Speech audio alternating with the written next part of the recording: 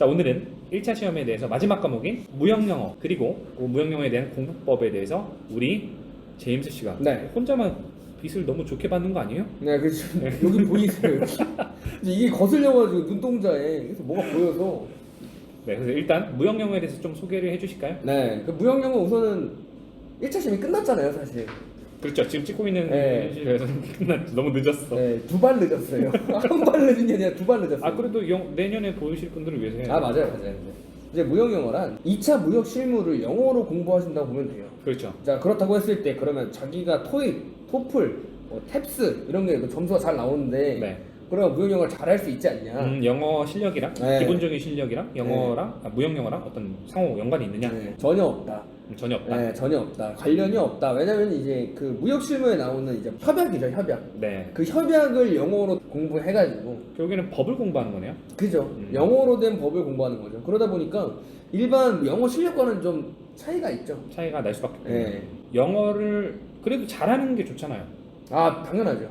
네, 당연한 거죠. 근데 정비례하진 않고 네. 어느 정도 도움만 줄 뿐 결국에는 법을 공부하는 거니까 그 이상의 어떤 뭐 내가 토익 990이라고 뭐 많은 무형영어의 기본 베이스가 될 거라는 생각은 안 하는 게 좋겠다라는 얘기인 것 같아요. 거기에다가 플러스로 영어를 못 하셔도 네. 충분히 무역 영어는 노력으로서 커버가 가능하다라는 거죠. 네. 영어를 잘 몰라도 그죠. 그게 조금 영어를 못 하시는 어떤 좀 기초가 부족하신 분들한테는 좋은 시그널일 수도 있겠네요. 네네네. 아까 말씀드린 국제 협약에 이제 예를 들면은 CISG, 인코텀즈, 그리고 UCP, 그리고 EUCP, 추심에 대한 협약인 URC, 계속 나오네요. 그리고 이제 뭐 몬트리올 협약이나 아, 너무 많아. 이런 한 4-5개 되는 각종 운송 협약. 네네. 거기서 대표적으로 3개만 꼽자면 헤이그 비스비. 아니 그거 말고 뭐야. 전체에서 전체. 3개만 꼽아주세요. 저 당황했잖아요. 그래서 이거 없는 내용인데 갑자기 하라 그래가지고. 근데 3개만 뽑자면은 네. CISG, 인코텀즈, UCP죠. 음. 네, 그래서 아까 말씀드린 것들과 포함하여 뭐 MI, 미아라고 부르죠. 당신만 부르는 것 같은데 나 처음 들어봤어요. 그래서. 그래요? 네. 다 미아라고 해요. 아, 그래요? 네. 아, 좀 시대가 많이 변했나 봐요. 네네네. 9년 전이라서 아, 잘 몰라. 모르실 겁니다. 네. 이제 미아라고도 하는 것도 있고, 그리고 또 중재협약, 뉴욕 중재협약이 있죠. 네네네. 네. 그래서 그거를 마지막으로 해서 이런 협약들을 영어로 공부하신다고 보시면 될 것 같아요. 네. 1차 시험에서 무역 영어는 관세법과 같이 시험을 보잖아요. 그렇죠. 네. 관세법과 묶여 있죠 1교시. 네. 이 1교시 때의 전략을 관세법을 좀 문제를 빨리 푼 다음에 무역 영어에다가 시간 투자를 좀 많이 하죠. 그렇죠. 관세법이 한국어 일단 국어니까 네, 읽기도 맞습니다. 빨리 읽고 우리가 2차까지 같이 공부를 이제 할 중요한 과목이니까 막 공부도 많이 해놓으니까 좀 쉽게 네네. 느껴져서 빨리 풀 수 있을 것 같아요. 네, 맞아요. 그래서 저 같은 경우도 시험을 볼 때 관세법은 15분 안에 40문제 다 풀었었거든요. 너무 빠른 거 아니에요? 원래 그랬나? 아니, 저가 좀 빨랐어요. 아, 그래요? 네, 제가 좀 빨랐어요. 네, 그때 그래서 97.5. 와. 15분에 97.5. 그냥 보면은 바로 체크하고 넘어가는 거예요. 마치 답안지를 베끼듯이. 이렇게 체크하고 넘어가는 거예요. 그 뭐야 답안지 가채점 하는 거보다 빠르게. 그리고 그거보다 빠르게 빨빨 넘어간 다음에 문제도 다 읽지도 않아요. 읽다가 바로 정답이 손을 들면 바로 찍고 가는 겁니다. 와. 그렇게 한 다음에 인정. 무역 영어를 시험 쳤죠. 그냥 무역 영어가 이제 저한테는 이제 최하점. 네, 그렇게 영어가 좀 딸려요. 네. 그래도 뭐 관세법에서 바탕이 돼주니까 네, 뭐 그죠. 무형영어가 뭐 8, 90점 이렇게 안 나와도 되잖아요. 아, 그죠. 그러면 지금 무형영어에 대해서 잠깐 이제 알아봤는데 네네. 결국에는 누구한테 배워야 되잖아요. 이게 그죠, 협약을 그죠. 혼자 볼 수 없으니까 그죠. 그럼 누구의 도움을 받아야 되는데 여기에 뭐 인강이나 혹은 뭐 독학이나 그런 걸 결정하는 데 있어서 좀 도움을 주실 수 있으실까요? 뭐 저희의 개인적인 생각이지만, 그렇죠. 항상 그렇죠. 네. 무역 영어 같은 경우는 사실 저는 독학이 가능하다고 생각을 해요. 네, 물론 이제 강의를 들으면서 효율성은 더 나오겠죠. 그러니까 좀 더 정상의 자리, 그 합격권의 자리에 올라가는 데 있어서 효율성은 더 높겠지만 네. 그렇다고 해서 강의를 꼭 들어야 된다라고 한다면 전 그거는 no. 네. 조금 빠를 수는 있다. 지름길이긴 한데 예, 그렇죠. 독학이 불가능한 그렇죠. 건 아니다. 그런 얘기 네. 같아요. 그러면 무형영어 같은 경우는 2차 무역 실무랑도 좀 연계가 되는 과목이고 그죠. 무형영어가 바로 이제 뭐 CISG 방금 말씀하셨던 네네. 인코텀즈, UCP 다 2차 무역 실무에 있는 과목인데 이거랑 연계를 또 고려해 보자면 어떤가요? 아, 그래서 주로 사람들이 시간이 날 때 무역 영어를 공부하시면서 무역 실무 강의를 듣는 건 어떠냐고 물어보는 분들이 좀 많아요. 네네. 저는 이거 굉장히 좋다고 생각을 해요. 네, 이제 어느 정도의 자신감이 있으니까 그 생각을 무조건 하게 되는 거거든요. 네네. 자기 자신에 대한 자신감이 없으면 애초에 무역 실무 과목을 바라보지도 않아요. 그렇겠죠. 네, 그래서 무역 영어가 어느 정도의 합격권의 실력이 올라왔다면 네. 저는 무역 실무를 공부하시는 거는 굉장히 좋다고 생각을 합니다. 네. 만약에 그렇게 준비를 하시겠다라고 한다면 이제 3대 협약, 아까 말씀드린 CISG, 인코톰즈, UCP에 대한 자세한 해설 강의, 이제 무역 실무 강의를 들으시면서 별도로 무역 영어 영어로서 또 공부를 하면은 이제 실무도 잡고 이제 무역 영어도 잡고 둘 다 잡을 수 있지 않을까 이제 생각을 합니다. 네. 제가 이제 해석하기로는 결국에는 1차에 나왔던 무역 영어가 그대로 그 영어 협약들이 한국어로 번역된 게 무역 실무인가 봐요. 그죠. 그래서 일단 네네. 병행이 또 가능하고 서로 시너지가 난다라는 말씀 같습니다. 네네. 그래서 만약에 1차 강의만 듣겠다라고 하신다면은 그 커리큘럼들이 또 많잖아요. 엄청 많이 이제 깔아놓죠. 네. 물론 뭐 그런 다 들으면 당연히 좋은데 저는 이제 개인적으로는 기본 강의만 듣고 나머지는 이제 드랍하셔도 전혀 지장이 없으시다.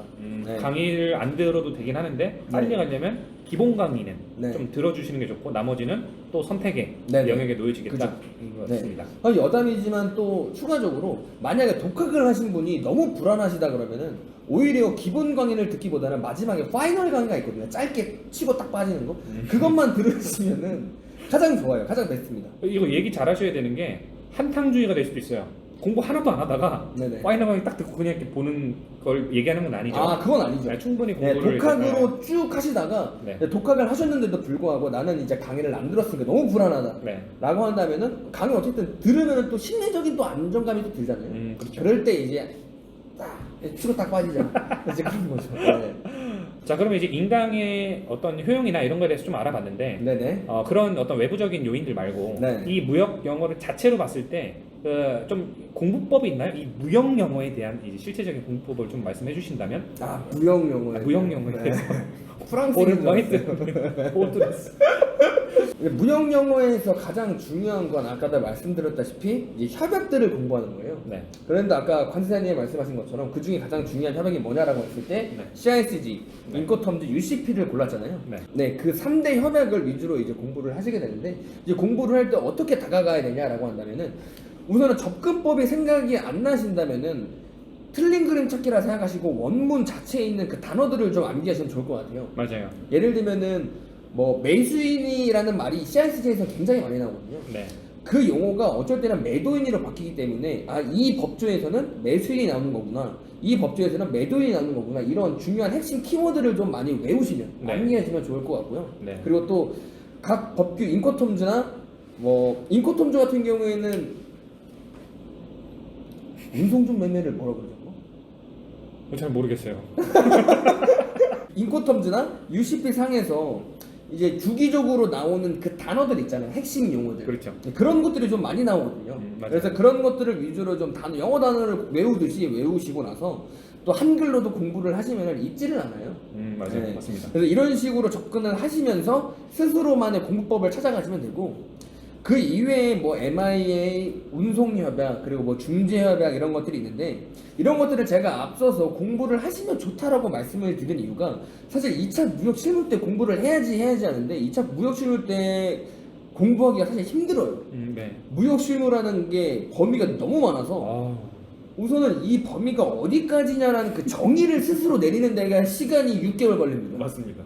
그런 뭐 시험 하루 전날까지도 이거 나올까? 뭐 이런 생각을 너무 많이 하기 때문에 맞아요. 이 볼 시간이 없기 때문에 이거를 1차 때 좀 많이 봐주신다면은 굉장히 좋아요. 맞습니다. 도움도 많이 되고 엄청 도움이 진짜 많이 돼요. 무역 영어랑 관세법이 2차랑 그대로 연계가 되기 때문에 무역 영어를 하면은 그대로 그냥 그 무역 실무 실력으로 쌓이는 거라고 저는 봐요. 맞아요. 그럼 아무래도 협약이 기본이 되는 건 맞는 것 같은데 국제 규칙, 뭐 협약, 조약 이런 게 기본이 되는 건 맞는 것 같은데 그 외에 일반적인 이론들은 없나요? 일반적인 이론이라고 한다면은 가볍게 그런 게 있겠죠. 이제 그 국제무역사 시험에도 좀 나오는데 예를 들면은 기본 계약서 작성하는 그 매뉴얼 같은 거 있잖아요. 이런 문제가 뭐 한두 번씩 나올 수 있어요. 그리고 메일에 대한 내용과 그 무역 전반 서류에 대해서 순서를 껴맞추는 문제. 이런 문제가 가끔씩 출제가 되거든요. 거기에서는 조금 영어 실력이 좌우될 수도 있겠네요. 그렇죠. 무슨 일이 있었던 것처럼. 그리고 이제 그런 것들도 많이 나와요. 이제 신용장 같은 경우는 LI, LG, 파손나물 신용장 이런 것들이 있어요. 욕한 거 아니죠 지금? 아니, 뭐 잘못된 거 같은데. 아닙니다. 아, 네. 네네. 이제 이런 신용장 같은 거에 대한 정의를 영어로 설명하는 문제들이 많아요. 아, 용어 정의. 네. 그래서 그런 것들을 좀 파악해 주시면은 수월하게 합격하실 수 있다. 아, 네, 그죠. 자, 그러면 지금 이론도 공부를 어떻게 해야 되는지, 네. 그리고 가장 많이 나오는 조약과 협약 그리고 규칙들을 어떻게 공부해야 되는지를 좀 봤어요. 네. 그러면 무역 영어도 빨리 붙으면 좋겠지만 최소한의 어떤 공부 투입량이나 네네네. 적당하다고 생각하는 공부 시간이나 투입량 정도를 알려주시면 좀 도움이 될 것 같아요. 개개인마다 공부를 투입하는 그 시간이 다 달라. 네, 일단 절대 무조건 다 다른데 네, 너무 난 다르기 네 생각이 때문에. 궁금해. 오케이. 그러니까 저는 굳이 뽑자면 이렇게 말을 할게요. 절대량을 뽑기보다는 1차 시험을 준비하면 분명히 회계학에다 가장 많이 시간 투자를 할 거예요. 그렇죠. 분명히. 그렇죠. 그러면 그 두 번째 많이 투자해야 될 과목은 무역 영어다라고 생각하고 싶어요. 그렇죠. 네, 절대량이 얼마가 됐든 여러분들이 어떻게 공부를 몇 시간을 공부를 하든 몇 분을 공부를 하든 우선이 돼야 될 거는 회계학이고 네. 두 번째가 이제 무역 영어다라고 이제 말씀을 드리고 싶어요. 그건 동의합니다, 저도. 네. 그래서 절대량은 뭐 하고 싶은 대로 하셔도 뭐 상관없어요. 쉽게 말해서 뭐 꼴리는 대로 해라. 네네네, 아, 그죠. 네. 다만 회계학이 제일 많고 그 다음에 무역 영어만 쓰면 좋겠다라는 거죠. 네. 자, 사실은 지금 시험이 끝났어요. 아 맞아요. 하지만 내년 이제 2022년을 네. 준비하는 사람들을 위해서 네. 어떻게 2021년이죠? 네, 2021년. 시간 감각도 없어. 아무튼 내년을 준비할 사람을 위해서 네. 어떻게 할지 그 개인적인 공부 방향, 시험을 만약 예를 들어서 한 달 전에 이게 임박하게 남았을 때 필살기, 네, 좀 알려주신다면. 네. 저는 무역 영어도 어떻게 이제 문제를 풀었냐면은 저는 모의고사를 굉장히 많이 풀었어요. 네. 그러니까 이제 학원에서 등록을 해서 모의고사를 푸는 경우도 있지만 문제를 구했거든요, 많이. 네네. 그러니까 이제 학원마다 사실 문제가 이렇게 많이 돌아다니잖아요. 카페에서 이제 거래도 많이 하고 네. 그래서 그런 것들을 구해서 네. 그냥 시간을 재고 많이 풀었습니다. 그래 푼 다음에 그 푼 거에서 비율을 굉장히 많이 따졌어요. 3대 협약이 이때는 이 정도가 나왔구나. 그랬을 때 비율을 따져서 3대 협약과 그 외의 문제를 구분을 해가지고 이제 많이 틀렸을 때를 구분을 한 다음에 이쪽에다 힘을 더 쓰셔서 공부하거나 뭐 이런 식으로 나눠서 공부를 했거든요. 그러니까 저는 3대 협약을 기준으로 한다면 3대 협약 외의 문제들은 조금씩은 덜 받고요. 네, 시험이 다가올수록 오히려 이제 평균적으로 따지면 65%에서 70% 정도가 다 3대 협약이거든요. 그렇겠죠. 네, 그래서 여기에다가 오히려 힘을 더 실으면서 그 외의 시간에는 이제 기타 협약에는 해서 협약에다가 시간을 좀 많이 투자했어요. 좀 정리를 해보면은 결국의 핵심은 3대 협약이다. CICD와 네네네. 인코텀즈 그리고 UCP다. 네.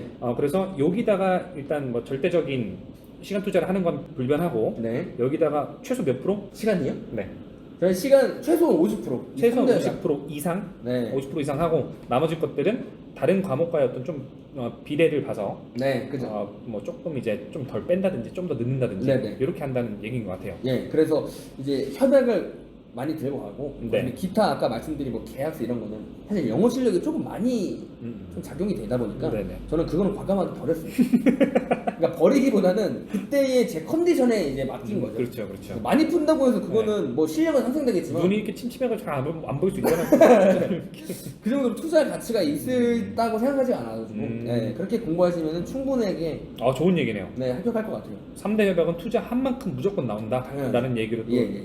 들을 수가 있겠네요. 네. 자, 뭐 여기까지 준비했습니다. 네, 그리고 이제 2차를 이제 좀 찍어야죠. 2차 찍어야죠. 네. 네. 코로나도 그렇고 조금 더 네. 근데 뭐 계속 이제 좀 더 무서워지고 있어요. 네, 그래서 맞아요. 조만간 올리도록 하겠습니다. 네. 그냥 바로 인사할까요? 여기서 인사해. 하나, 둘, 셋. 안녕.